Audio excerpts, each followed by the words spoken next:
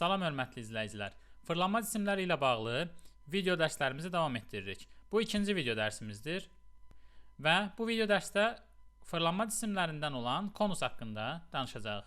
Bir daha qeyd edirəm ki, bu video dərs və digər video dərslər sol tərəfdə şəklində gördüyünüz Riyaziyyat Plus video dərsləri kitab üzərindəki diskdə mövcuddur. Beləliklə, başlayaq. Əvvəlcə konusun tərifini verək. Düzbucaqlı üçbucağın bir kateti ətrafında fırlanmasından alınan fiqura konus deyilir.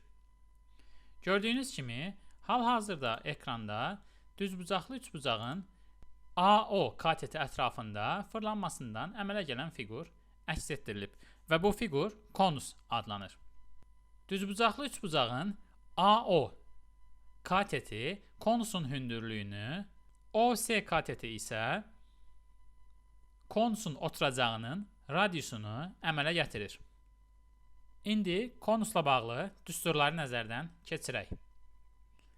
S oturacaq bərabərdir pi r kvadratı.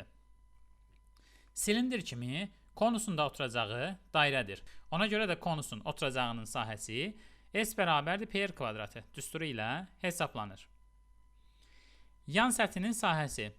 Sol tərəfdə aşağıda konusun açılışı göstərilmişdir. Gördüyünüz kimi, burada iki fiqur əmələ gəlir. Bunlardan biri dairədir ki, bu konusun aşağı hissəsi, yəni oturacaqdır. Yuxarı hissənin sahəsi isə S yan bərabərdir pi r l düsturu ilə tapılır. Əgər konusun tam səthinin sahəsini tapmaq lazımdırsa, bu zaman S yan üstəgəl S oturacaq düsturundan istifadə edilməlidir. Konusun həcmi oturacağın sahəsi ilə hündürlüyün hasilinin 1/3 hissəsinə bərabərdir. Oturacağın sahəsi pi r kvadratı olduğuna görə bu düstur V bərabərdir 1/3 pi r kvadratı h şəklində yazılır. İndi isə konusun ox kəsiyinə baxaq.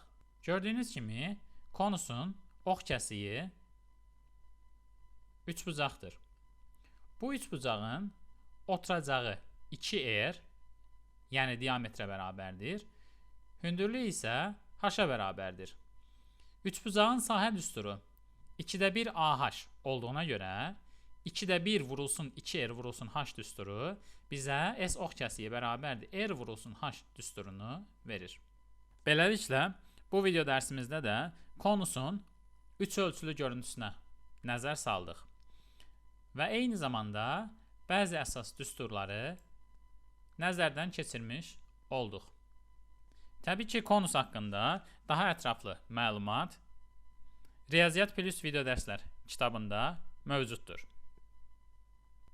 Növbəti videolara qədər sağ olun.